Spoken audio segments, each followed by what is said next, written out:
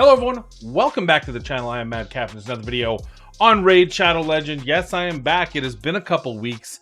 Took a couple days even when I got home just to get caught up on everything, caught up on work and everything else. But it is Friday night, just finished stream, wanted to record this. It'll probably be Saturday when you see this, but I want to get back in the swing of things. So first off, the vacation time was amazing. Spent a really good time with my girlfriend in the United States of America. Namely Washington State. I'm not going to tell you where. It's none of your damn business. But it was Washington State, close to water. And then we went to Arizona area for a couple days to spend time with her family, and then back up to Washington State. And then back, I spent a night visiting my family before heading home.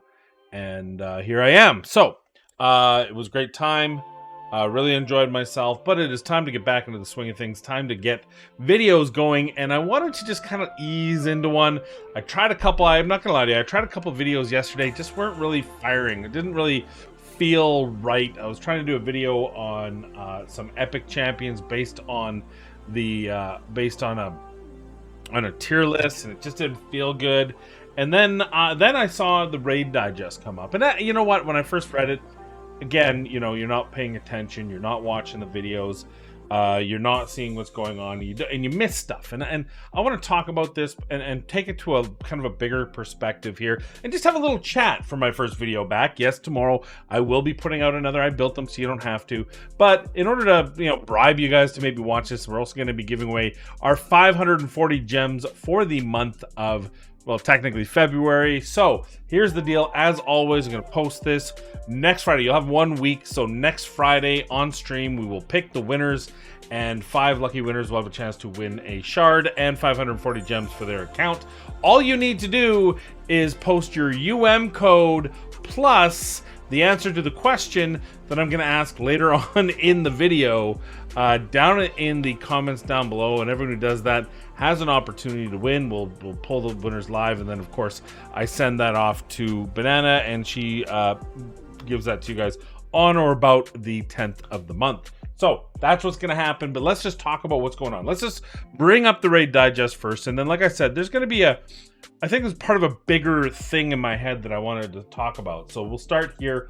This is the Community Manager Oracle and the Raid Digest 27/01/23, 27th of January. And greetings, Raiders. Well, new content still brewing and still needs some time before arriving to the scene.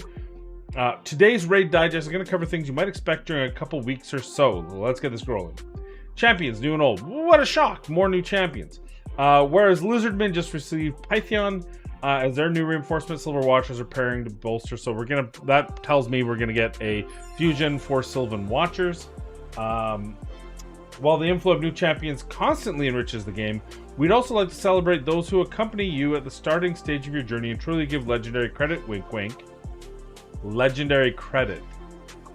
In the meantime, we continue the streak of anniversary events, this time honoring Gaelic with another anniversary Heroes Path that will start tomorrow. So what this tells me is at some point this year, we're going to see Elhain, Gaelic, and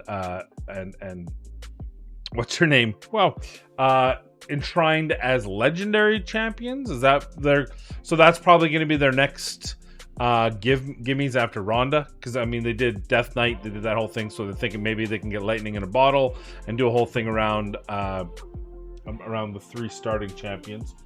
Yeah, why not? I guess, you know, their promo events are pretty good, so why not keep going there? Okay, that's fine. That sounds fun. There's that stupid, I hate to say stupid, it's just, it feels underwhelming. I'll say it's not stupid, it's underwhelming. With the hero tournament thing, they're going to do the Heroes Path with Gallic this time. The first time was Elhain, she got that. And claim as many points you can to secure the ultimate reward. Whatever. Now, this is the part that I kind of glossed over and I shouldn't have. By the way, clan versus clan, there will be personal rewards in the CVC tournament that starts next week. But let's get to this middle part. List of bugs that are going to be eliminated, that's fine. If you qualify for some player points in the lower streak of playtime rewards, a red dot indicator should not appear in the playtime rewards icon. Meanwhile, in the mobile application, who cares? Visual bugs caused by the interaction of Terrace the Fierce with blessings, whatever. Visual bugs with the ultimate Death Knight's HP bar. Glad you're fixing that. Furthermore, we're going to slightly enhance some blessings, making them a more viable choice. On the other hand, a couple of others, currently considered overpowered by many, will become more balanced while retaining their usefulness. I kind of glossed over this, and what this tells me is people enjoy blessings, and the only people that are complaining about them are probably you guys, the developers, because somehow you think that it means that we're not spending money. I don't know how you make these wild leaps to go, oh wait, there's a really good ability in this game. We better break it. We better nerf it. Because slightly enhance some blessings while balancing the others while retaining their usefulness. So let's just take a look at what that means to me. And I could be wrong. I don't know. I don't have the information of which blessings they feel need to be enhanced and which blessings they feel are need to be nerfed. Now, what they're probably doing is they're using algorithms to look at these blessings and going, oh, well, no one's using this blessing, it must be trash, which they're probably right. And so let's nerf it, which is an unfortunate thing. Now, the one thing I hope to the dear Lord, let's go to a different champion. The one thing I hope they do not do, and I'm scared that they will do. Here, Helicath is a 5-star. He's my only 5-star. I'm not a whale. So, what I'm worried about is that they nerf the stat improvements, and I really like the stat improvements because that gives me an opportunity to put my best gear where it needs to be, and yet I can still have secondary champions with high enough levels to use them in key areas. For example, my best gear is sitting on my Baron, but I still have really good gear for my Cupidus because I have a 500 attack plus on him. I think I do anyway. Is it? No, watch, I'm not going to have it. I have to, yeah. So this ability, I'm not even using it, which is kind of funny. I'm using Phantom Touch. But that 500 attack, to me, is more important because I'm not using Cupidus in player versus player type content. I'm using it in the Hydra. And him in the Hydra, that's a big deal to me. So I really hope that that's not what they're talking about. I don't think it is, but it could be. Now let's first talk about the blessings that I feel they're going to balance, going to improve. And to me, the ones, like when you look at the legendaries, the ones that are used are Brimstone, Polymorph, and Soul Reap. Life Harvest, enemy max HP has never been a big deal. There's only a very small area of the game, most notably Scarab, but it's not the only one. And so this to me is very underwhelming. So perhaps you're going to see something there. And it partially fills the champion's turn meter for each enemy revived. This is all just kind of boring. This is kind of boring, and it's not something that is ever probably, in my opinion, used or needs to be used. So that's one they could be looking at. The other legendaries, this one here is kind of useful. I find it's useful in support champions. So this one may see a slight buff in order to make up for the fact of the one that they're probably going to nerf, which we'll talk about, which is also really good on support champions. We'll talk about that in a minute. But this is pretty good. 30% decreased damage. Maybe they'll up it to 50. Who knows? Is that too much? You look at the 6-star, you get 3 bone armor stacks, start the round, inflicts bonus damage when attacking, bonus damage adds 1 bone armor stack, and you get the plus 10 speed and all the rest. This is a pretty good ability. Now, what I will say is, to me, the bone stack is more of a defensive based, so it doesn't necessarily mean it's bad for damage, but I would say crit damage by 25%, not really a big deal. Just to me, and again, it's just my kind of thought process here. This is something I'd like to put on my Riho. I use it actually on my War Chief. Gives them a little extra survivability when it's the current rotation we're on now, where they're both Force Affinity, and I can sometimes get some big hits. Not a big deal, but it helps with that. But I know this is really good. I think I see Siffies with it. I see other support type champions with this bone armor. Temporal Chains, I have never actually seen anyone using this, but I don't dislike it. I think it's hard to notice it, but you are getting a 5% decreased speed for each active buff, up to 15%. Maybe they just unlock that up to 25% might be cool. Instantly decreases turn meters of all enemies by 15% whenever an enemy receives a third active buff. That's kind of cool. I think that this is probably underrated, and it's probably, again, because other abilities are so strong that people aren't looking at this. So I think Temporal Chains is probably something that'll be used a lot more by support champions. I think it's a really good on non-nuking champions, because you can really mess with turn meter and stuff, and really, you don't really notice it if you're not actively looking for it. So I don't suspect this will see a buff of any kind. And then the light world, I think Intimidating Presence is where a lot of passives go, where people are like, I don't really need anything on this champion, so I'm going to use Intimidating Presence. It's got good defense, HP, resistance, very nice abilities, also that 10 plus speed. An aura by 30% and weakens enemies' aura by 20%. That can be a significant swap of speed aura or defense aura or HP aura, those sort of things in the arena. So a really good deal. This could be a target for nerf. I don't think... Funny enough, I haven't noticed it being a problem, but then I have a couple champions with Intimidating Presence. Maybe at the top level, if you had a 6-star with this, maybe it's crazy. But I don't think that that's where they're looking, even though just by reading it, it is kind of overpowered. Your aura by 35%. If you've got a speed aura of 30%, and it strengthens your team aura by 35%, which is another, 12% speed. I'm just throwing, I'm not going to do exact math there, but that sort of deal. And drops theirs.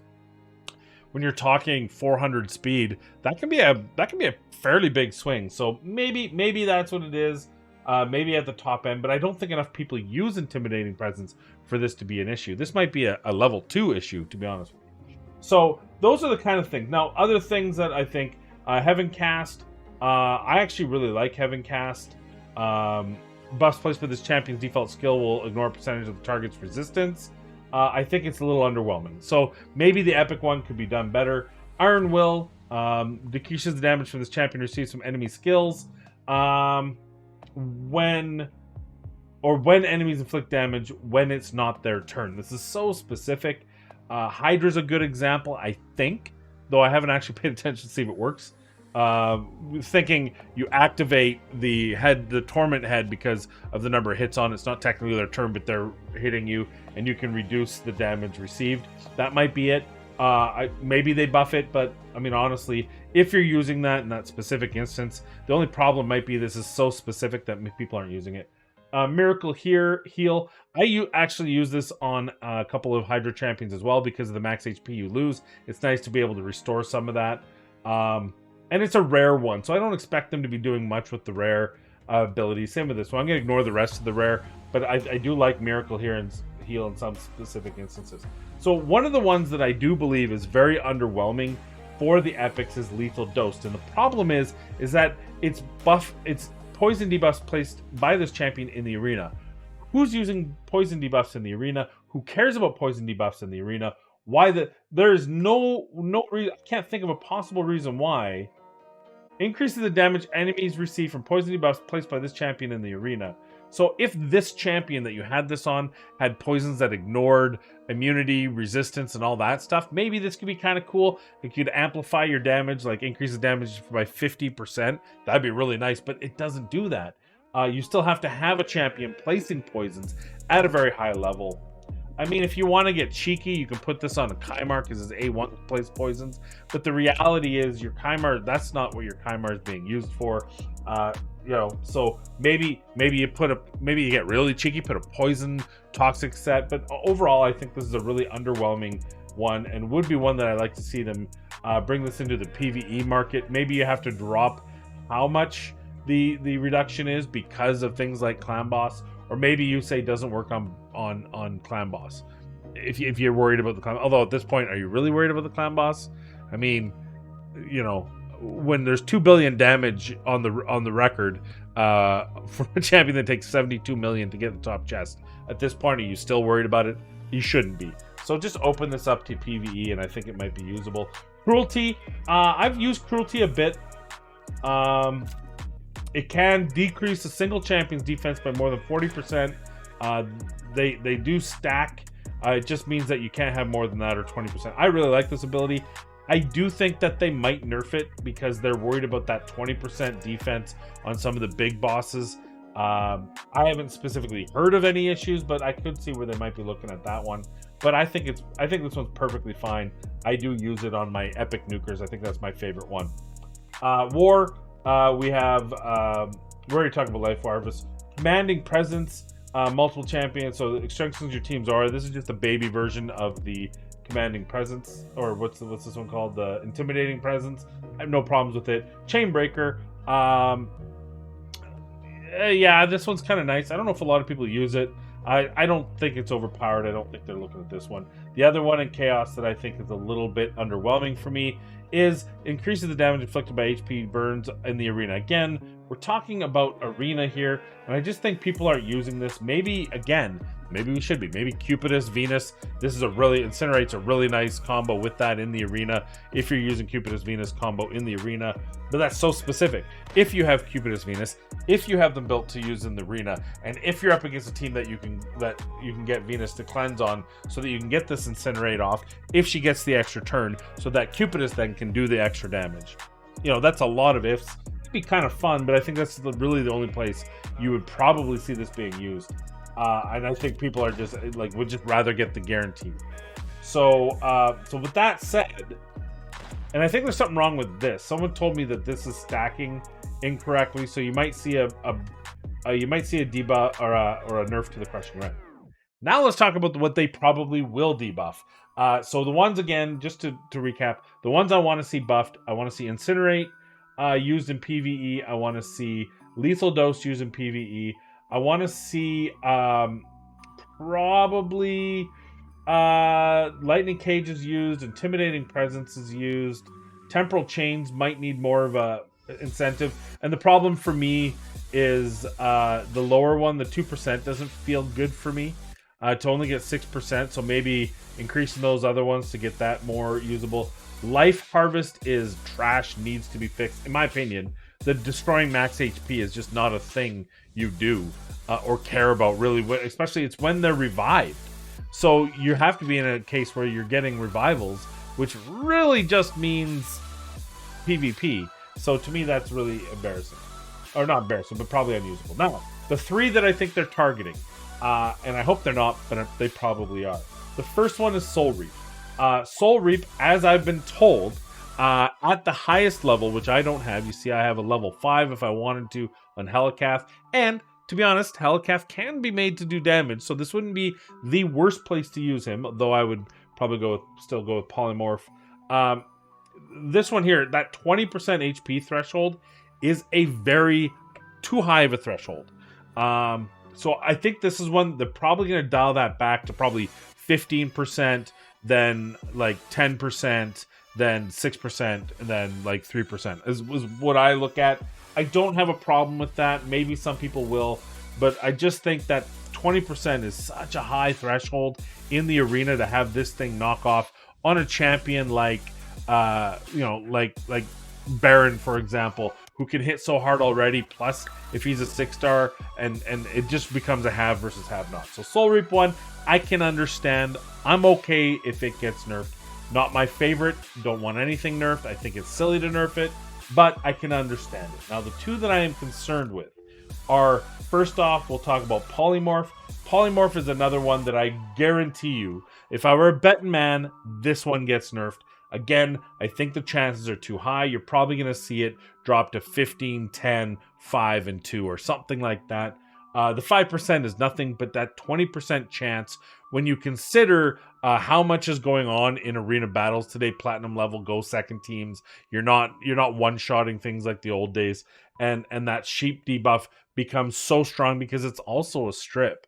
So you get sheeped, and then you come back with half your health, so it's an automatic 50% damage hit without having to take a turn, and you strip all your buffs off, which, think of it, if it's Necrit that gets hit with the sheep, if it's Necrit's protection buddy that gets hit with the sheep, it is overpowered. This is going to get nerfed. How much it should get nerfed? Maybe let me know in the comments down below. I think Polymorph is good. I mean, I know Polymorph's going to get nerfed. Betting man, but I just don't know how much they're going to plan to do that. The one that fears me, the one that scares me, the one that breaks my heart is Brimstone, because I truly believe that they're looking at nerfing Brimstone, and I think that is a very, very poor judgment. I think that nerfing Smite will be a very, very detrimental to the future of how people are playing out the games. And here's why. Brimstone, for the current content in the game, helps people bridge the gap that they don't have with their gear and stuff, which is fine. If you think the gap is being bridged too much, I can understand why you might want to nerf it. But we're looking at a year where I'm expecting to see Hydra Ultra Nightmare. They did mention originally when Hydra came out that they were going to do it. Still haven't seen it. I don't know without Acrizia how people are going to be able to do Ultra Nightmare Hydra without Brimstone. Brimstone adds an extra 5+ million damage. Can be even more, I don't know, depending on your level. I just have level 2 guys that have it. You know, I have a couple that are level 2, so they get that 20% chance. 1 or 2. I don't think I have a 3, but that's a small chance to happen, and it's very impactful for my Nightmare Hydra teams. I can't imagine how Ultra Nightmare Hydra teams would be negatively impacted by having Brimstone nerfed. And on top of that, you know, you talk about Ultra Nightmare again. Acrizia is crazy, but if you don't have Acrizia, you're definitely playing from behind. You're playing catch up, and Brimstone was a nice way to bridge that. If they take that away, that's going to be very tough, and that's very concerning to me.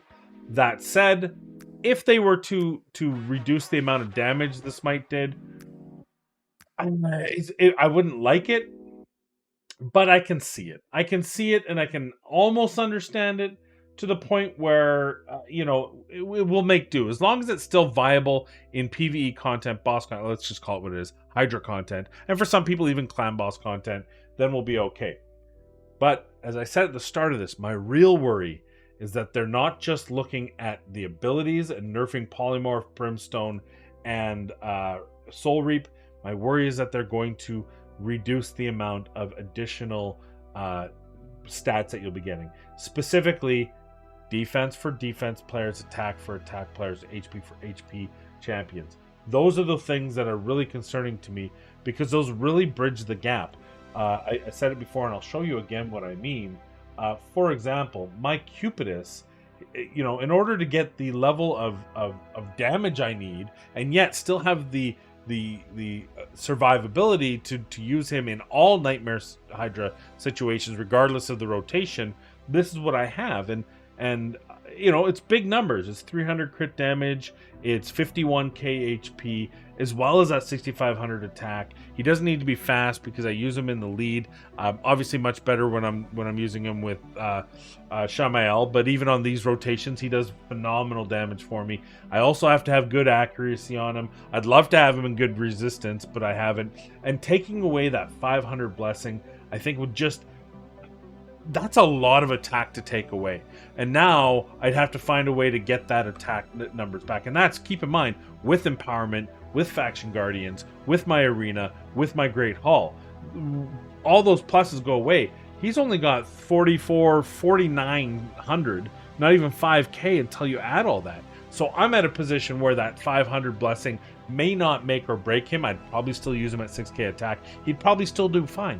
But what if you're people that are newer in the game, they don't have their faction guardians filled, they don't have an empowerment level of, I believe he's +2, they don't have Great Hall fully built out for that extra 300 attack. They're not in gold 5, they're in gold 4, gold 3. So all these numbers add up, and now suddenly you have a champion that doesn't allow you to get into the arena. Now you're going to nerf their flat stat, and you're going to nerf Brimstone, and suddenly people who are able to do Nightmare and contribute and be a part of a clan are not going to be able to contribute to Nightmare. They're going to have to go to Brutal. Instead of Brutal, they're going to have to go to Hard. Instead of Hard, they're going to go to Normal. And then you're going to add an Ultra Nightmare Hydra and just make it more difficult. And that's my concern. That's my worry, is that's where they go. And my hope is not.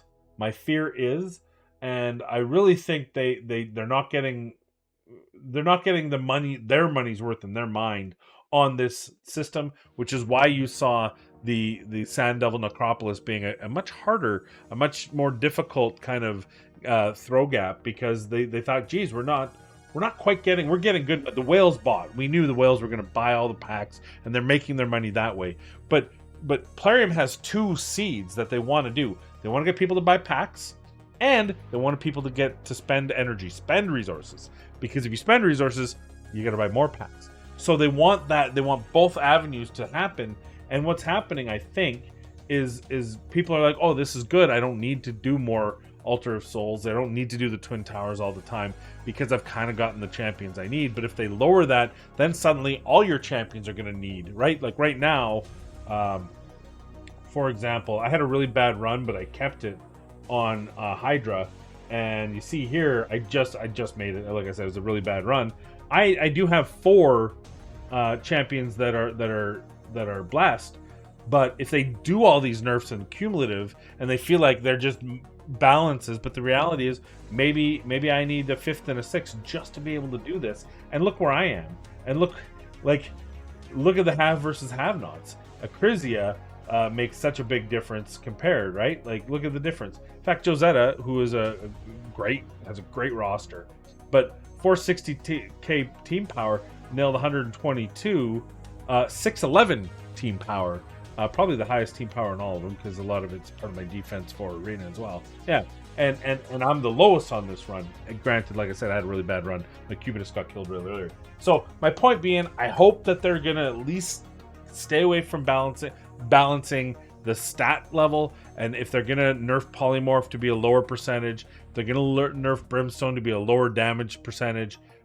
I don't like it, but it is what it is, and Soul Reap probably as well. Hopefully, in turn, they improve some of the other ones so that we have a greater breadth of opportunities. Because at the end of the day, my biggest gripe, even before talking about the nerfs, was the fact that the epic level and lower felt really underwhelming.